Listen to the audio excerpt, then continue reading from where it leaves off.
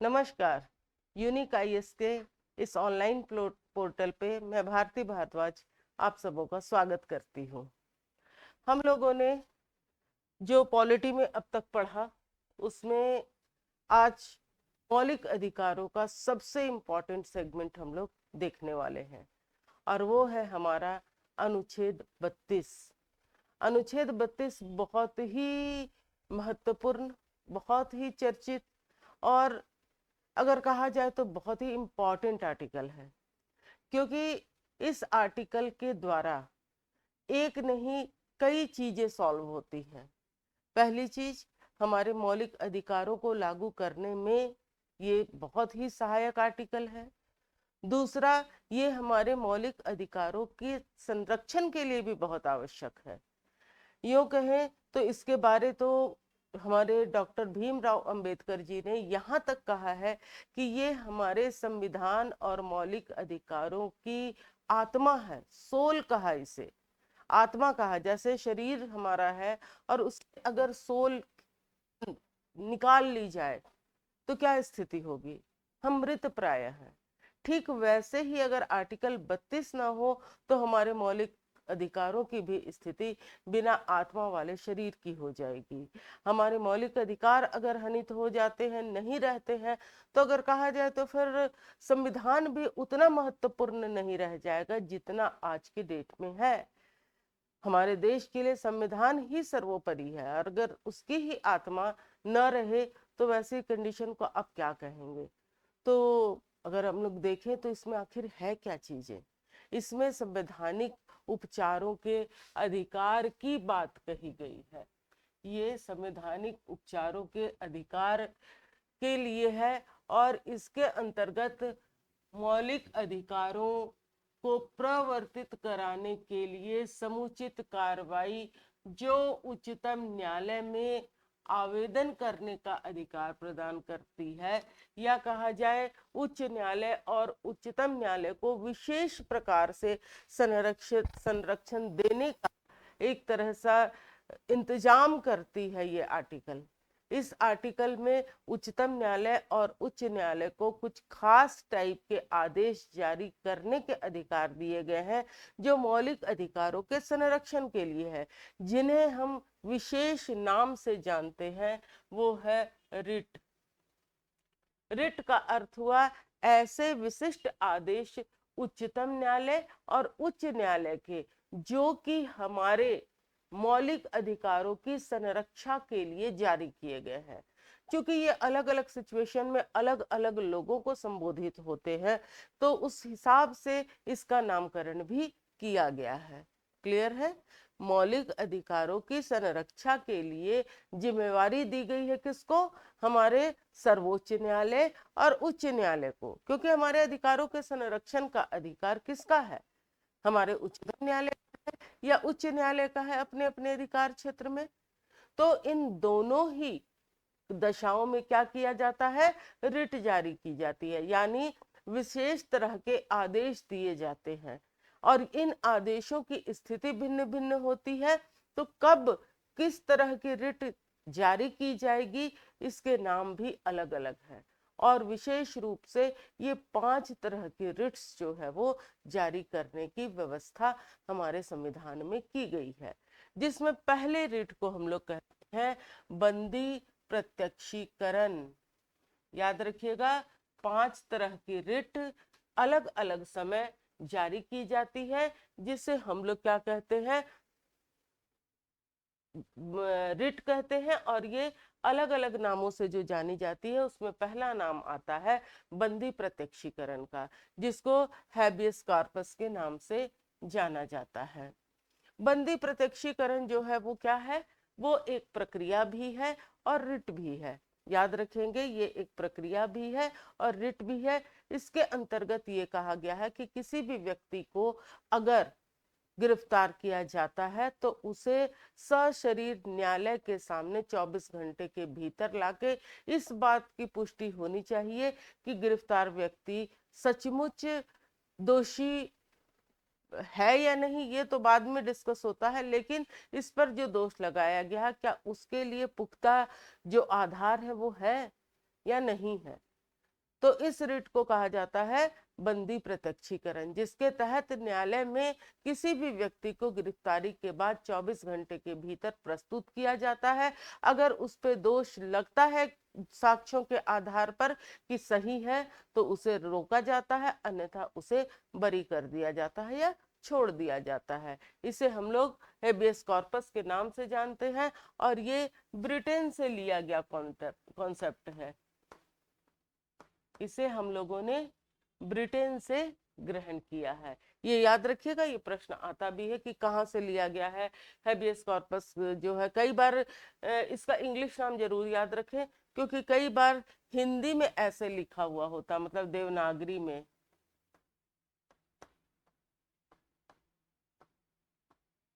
Habeas corpus, तो इसमें आपको इंग्लिश भी वही दिखेगा, हिंदी भी वही दिखेगा। तो बंदी प्रत्यक्षीकरण समझने में बहुत इजी लगता है कि बंदी को प्रत्यक्ष करना है, लेकिन एग्जाम के पॉइंट ऑफ व्यू से आपको दोनों ही टर्म्स आपको पता होने चाहिए, इंग्लिश वाला टर्म भी, हिंदी वाला टर्म भी।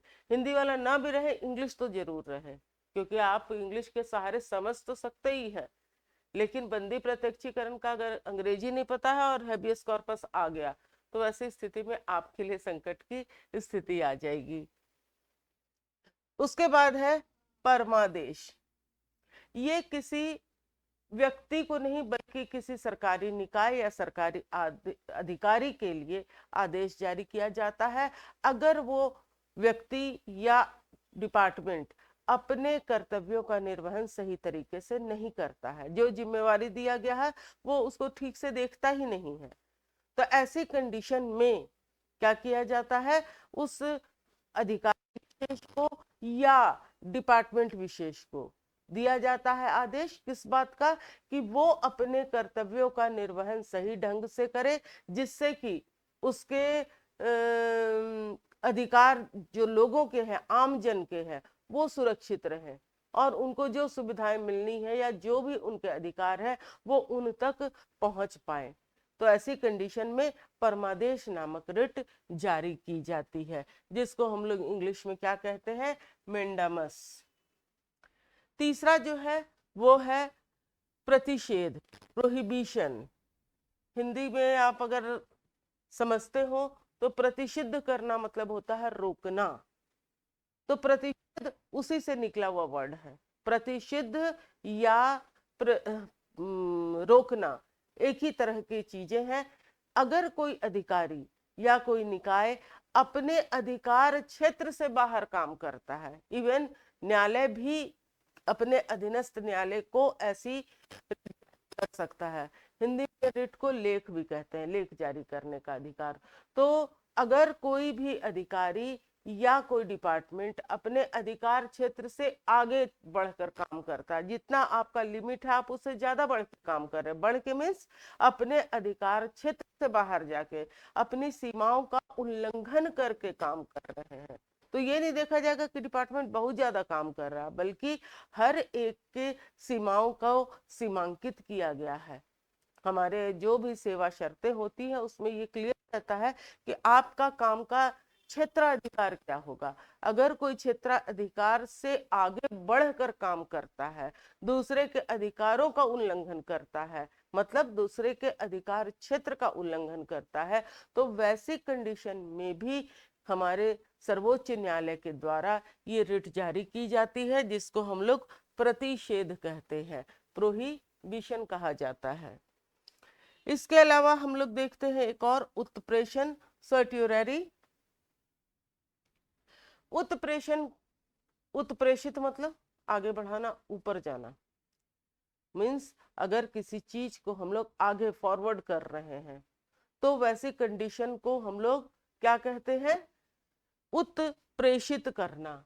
हम लोगों ने आगे बढ़ा दिया, खासकर कार्यालयों की भाषा में ये बहुत यूज होने वाला है शब्द है कि हम लोगों ने इसको उत्प्रेषित कर दिया, मतलब इसको आगे बढ़ा दिया। तो अगर कोई भी केस किसी अधीनस्थ न्यायालय में विचाराधीन है और उसका संबंध बहुसंख्यक लोगों से है, क्योंकि आप न्यायालय की अगर प्रक्रिया देखेंगे तो हर न्यायालय केस का सीमांकन किया गया है कि इस तरह के केस, इतने लिमिट वाले केस, इसने संपत्ति से रिलेटेड केस जो है वो जो अधीनस्थ न्यायालय है वो देखेंगे, जिला न्यायालय।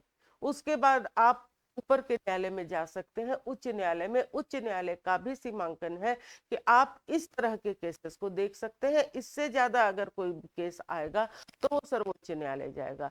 हम लोगों को ये अधिकार नहीं है कि आप किसी भी केस को लेकर सीधे सर्वोच्च न्यायालय चले जाएं।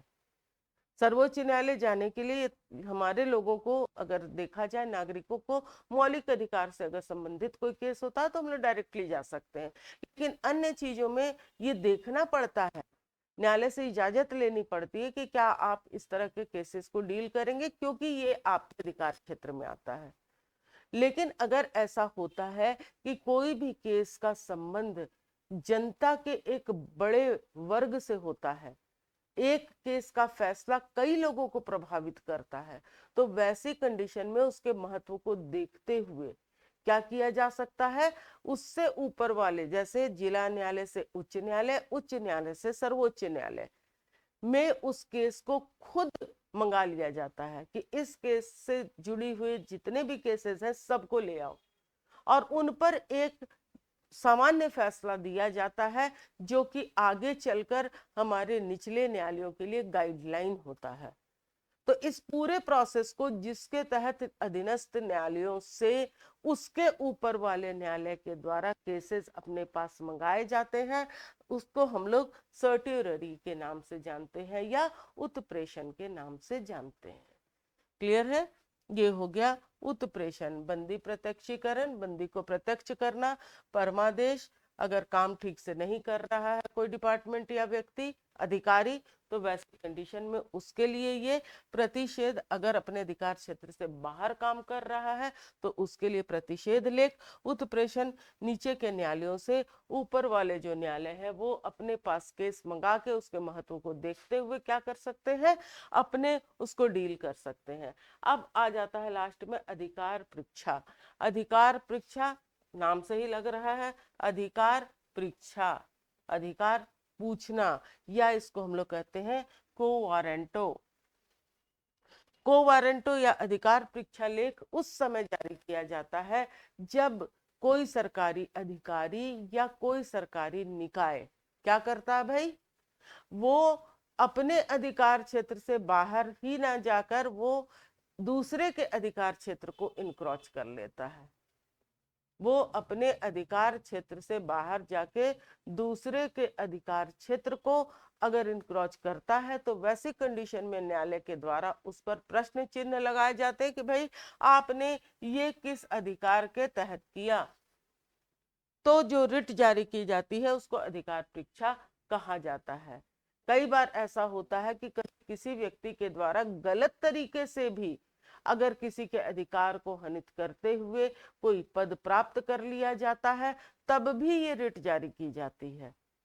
पहला कि अगर वो अधिकार क्षेत्र से बाहर जाके दूसरे के अधिकार क्षेत्र को इनक्रोच कर लेता है या गलत सूचनाएं देके किसी सरकारी पद को प्राप्त कर लेता है तो वैसी कंडीशन में भी को वारंटो या अधिकार परीक्षा नामक रिट जारी की जाती है।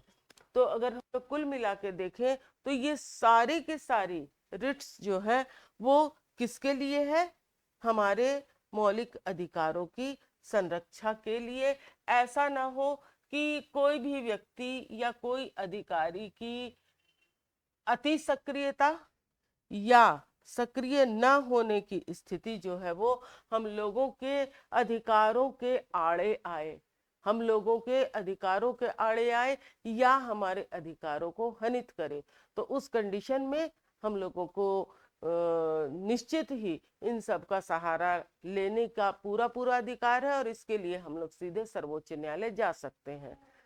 सर्वोच्च न्यायालय जाके अपने अधिकारों के लिए मांग कर सकते हैं और उस कंडीशन में क्या किया जाता है, हमारे अधिकारों की संरक्षा के लिए इस तरह की रिट जैसा सुटेबल लगे उस तरह की रिट हमारे सर्वोच्च न्यायालय के द्वारा जारी की जाती है। तो याद रखिएगा कि सर्वोच्च न्यायालय हम लोग सीधे कब जा सकते हैं, जब हमारे मौलिक अधिकारों का हनन होता है, तब हम लोगों को सीधे सर्वोच्च न्यायालय जाने का अधिकार है। तो ये 5 रिट बहुत ही इंपॉर्टेंट है जिनको आपको याद रखना है। इससे बारंबार क्वेश्चन आते हैं। पीवाईक्यूज देखिएगा, आपको खुद फील होगा कि ये कितना इम्पोर्टेंट है। और वैसे भी अगर देखा जाए तो इसका महत्व अपने आप में बहुत ज़्यादा है। समझने के बाद आपको भी ऐसा फील हो रहा होगा कि डॉक्टर भीमराव अंबेडकर के द्वारा बिल्कुल सही कहा गया कि ये हमारे संविधान की हृदय और आत्मा है। हृदय और आत्मा किस आर्टिकल को कहा गया है? तो आर्टिकल 32 को, संवैधानिक उपचारों के अधिकार को ये विशेषण दिया गया है। इस पर तो कई बार क्वेश्चन आए हैं, यूपीएससी से लेके आपको एसएससी वगैरह तक के भी जो एग्जाम्स है उनमें इसको पूछा गया है। अगर आपको क्लासेस अच्छी लग रही हो तो प्लीज़ हमारी क्लासेस को सब्सक्राइब कीजिए, जिससे आपको अगला जो भी कहा जाए क्लास होगा वो आप तक पहुंचाने में हमें सहायता मिलेगी। आपने बहुत लाइक्स दे के, बहुत सारे कमेंट्स देकर हमारे वीडियो को लाइक किया है, उसके लिए बहुत बहुत धन्यवाद। निश्चित रूप से वो सारे शब्द हम लोगों की हिम्मत बढ़ाते हैं। हमारा ये प्रयास होगा कि केवल पॉलिटी ही नहीं, आने वाले कुछ ही दिनों में आपके लिए ज्योग्राफी की भी क्लासेस कंडक्ट कराएं। ज्योग्राफी विशेष रूप से आप देखिएगा कि हर एक एग्जाम में एक बड़ा एरिया एक्वायर करती है। बहुत ही अनोखे ढंग से, बहुत ही नए तरीके से, बिल्कुल ही आसान और बहुत ही कम समय में आपको ज्योग्राफी की बहुत सारे महत्वपूर्ण जानकारियां मिलने वाली हैं। आप हमारे साथ बने रहें, बेल आइकन जरूर दबाएं, जिससे कि नया नोटिफिकेशन जो है वो आप तक पहुंचता रहे। निश्चित रूप से वो आपके लिए लाभकारी होगा। अब हम लोग आगे चलते हैं। आर्टिकल 34, 32 के बाद 33, 34, 35, ये हमारे उस समय के आर्टिकल है जब आपातकाल की स्थिति हो। आपातकाल में कौन सा आर्टिकल निलंबित होगा, निलंबित होगा, वित्तीय आपात होगा, राष्ट्रीय आपात में कैसे होगा, निलंबन में सशस्त्र बलों की क्या भूमिका रहेगी, उनके अधिकार कैसे रहेंगे, वो किस हद तक इंटरफेयर कर सकते हैं, इन सारों के बारे में दिया गया है 33, 34, 35 में।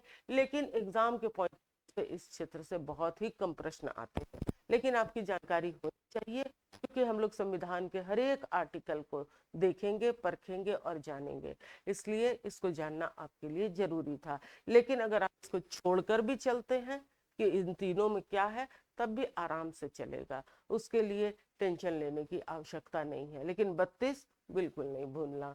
32 बहुत ही इंपॉर्टेंट आर्टिकल है। आर्टिकल 32 को आप बिल्कुल आत्मसात करें, और बहुत इजी सा भी है। अगर आप समझ रहे हो तो इसमें तो किसी तरह की असावधानी होने की संभावना नहीं है। तो आज हम लोगों ने एक बड़ा भाग, जो कि भाग 3 था, वो समाप्त किया। अगली क्लासेस जो होगी हमारे भाग 4 से हम लोग शुरू करेंगे, जिसमें पहले हम लोग पढ़ेंगे DPSP, directive principle of state policies, और फिर उसके बाद हम लोग पढ़ेंगे अगला, उसके साथ ही 4A भाग ही जोड़ा गया है एक नया, जिसको 4 कर्व्स के नाम से हम लोग संबोधित करते हैं, जिसमें मौलिक कर्तव्यों के बारे में चर्चा की गई है। धन्यवाद।